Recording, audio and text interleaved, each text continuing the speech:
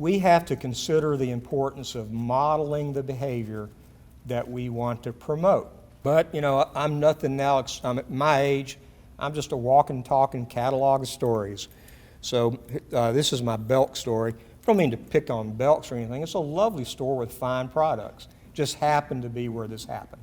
So I'm in line at Brookwood Mall one time in the men's department buying a shirt. And there was a lady ahead of me, very well dressed, looked pretty affluent. And she was ahead of me in line, and she had about a 5-year-old daughter she was holding by her hand.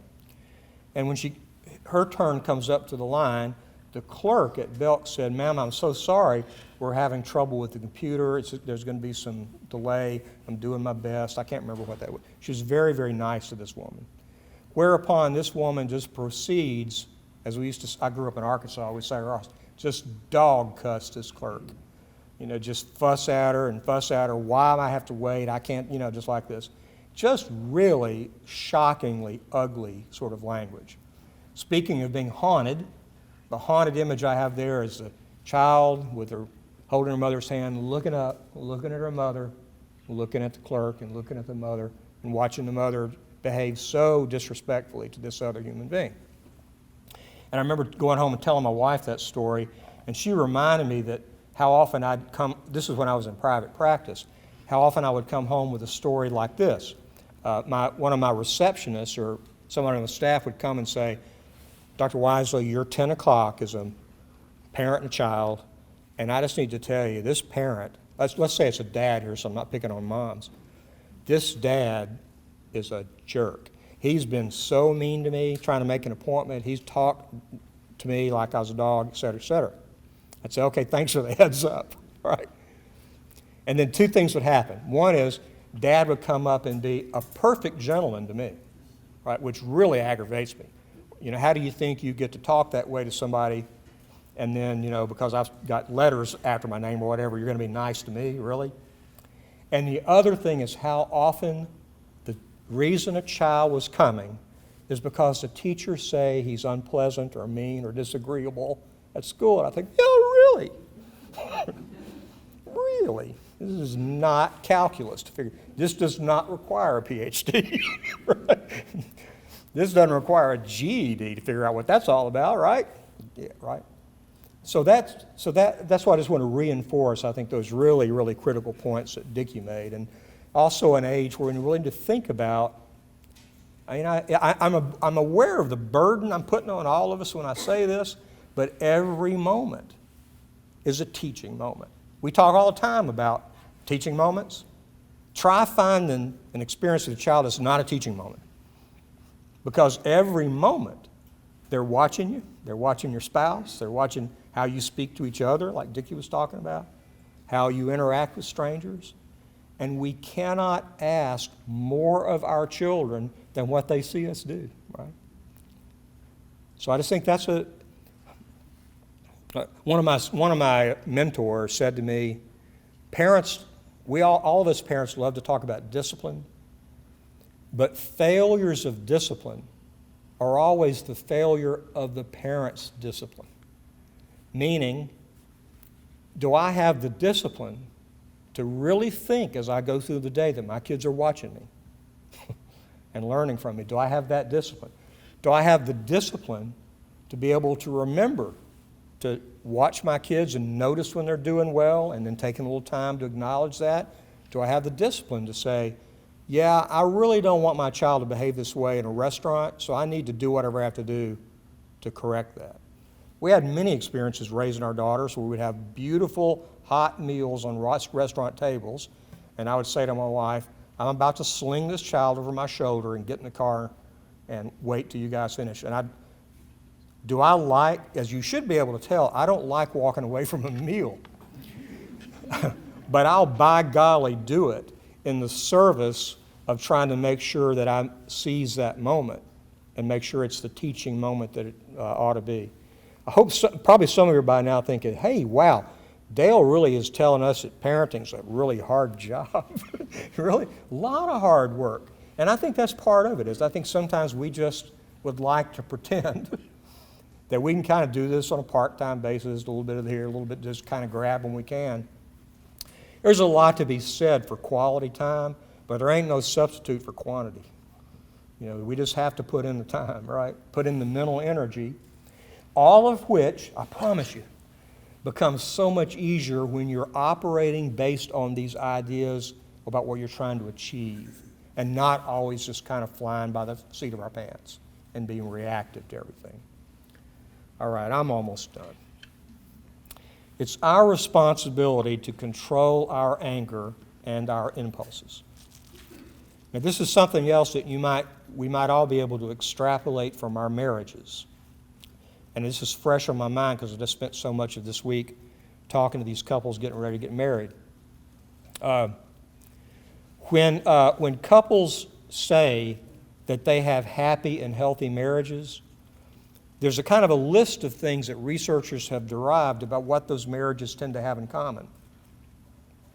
One of the list of things is the people in that couple are pretty good at managing their impulses and managing their emotions. Now, it might be easy to think that we're saying if you're mad at your husband, you have to manage your emotions and not tell him and not be mad at your husband. That's not what he means.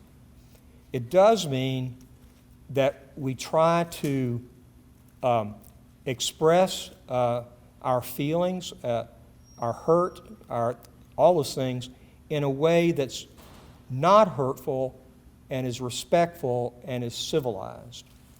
And that was one of our goals in raising our daughters. That was a conscious goal we had, was want to get them to a place where if they're angry and upset, they can deal with that and express it in a way that's respectful. So another quick story. Again, I'm just a walking catalog of stories. I have a couple stories, by the way. If I don't tell, sometimes I get them yelled at me like requests at a rock concert. Like, hey, tell that story. It's kind of like Bruce Springsteen. Play Thunder Road. It's that same kind of deal. Years ago, I think one of my daughters, who shall remain nameless, but I think it was probably 15, and I'm in my kitchen, I'm stir-frying. I don't know why I remember that, stir-frying. And to this day, I just hung up from talking to her. She lives in San Francisco with her husband. A sweetheart, just a wonderful woman. And so uncharacteristically, when she was 15, we were not going to let her go to a party. And she was hot, right? Really mad. And so she came into the kitchen while I'm stir-frying, and she's stomping around, and she's slamming cabinet doors and just doing everything she can to make sure I know she's mad, right? So finally I said, honey, what's wrong?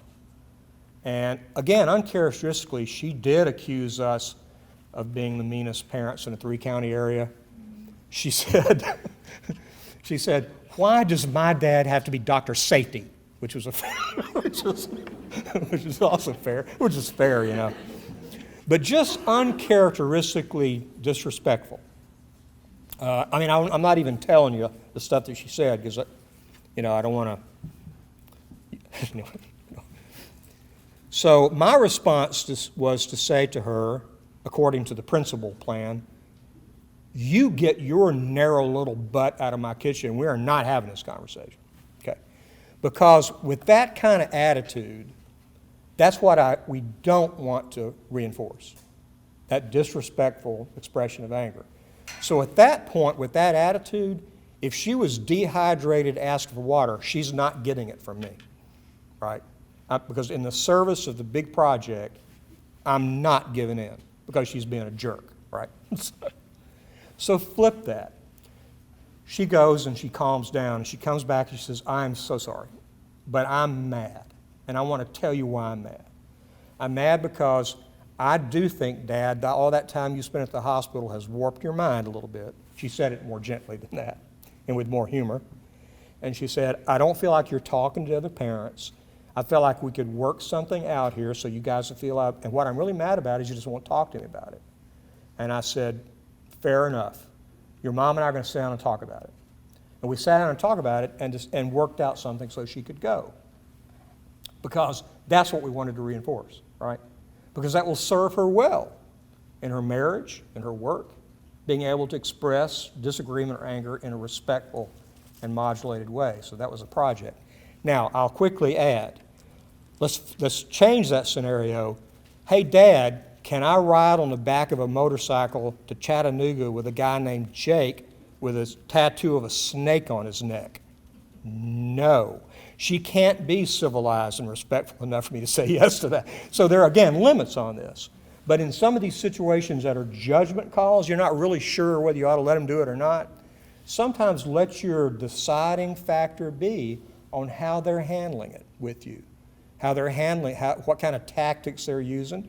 Are they just trying to play you? If they're trying to play you or they're being disrespectful, no. If they're really trying to work with you in a respectful way to kind of get someplace, then maybe, if you're on the fence, you might flip that and go the other way. But here's what I really want to say, and then I'll stop, which is going to be like, mark this down because I will have finished a talk on time. My standard line at this point is I'd love to hear the end of one of my talks, as I suspect they're just brilliant. Usually run out of time. But I just ask you to, on a positive and negative side, here's a negative side. Always be thinking, this goes back to controlling our emotions and our impulses. Sometimes our impulses when we're angry is to say things that we cannot walk back. So if we're in the middle of a terrible fight with our argument with our 7-year-old and they're driving us crazy, we have to control the impulse to say something that not only can we not walk back, but to put it a little bit more cynically, our child will mark that for forensic evidence to use against us. Right? So I think it's very important that we not do that. And then to flip that, not to beat this to death, but also seize those opportunities to say those positive things to our kid. And here's an example. A lot of psychologists and people like me are talking now about the dark side of praise. We all, there's kind of a tendency to think the more you praise your kids, the better. That's probably not true, but it's also probably more true that it's important how you do that. So let's say your child brings home a really good report card.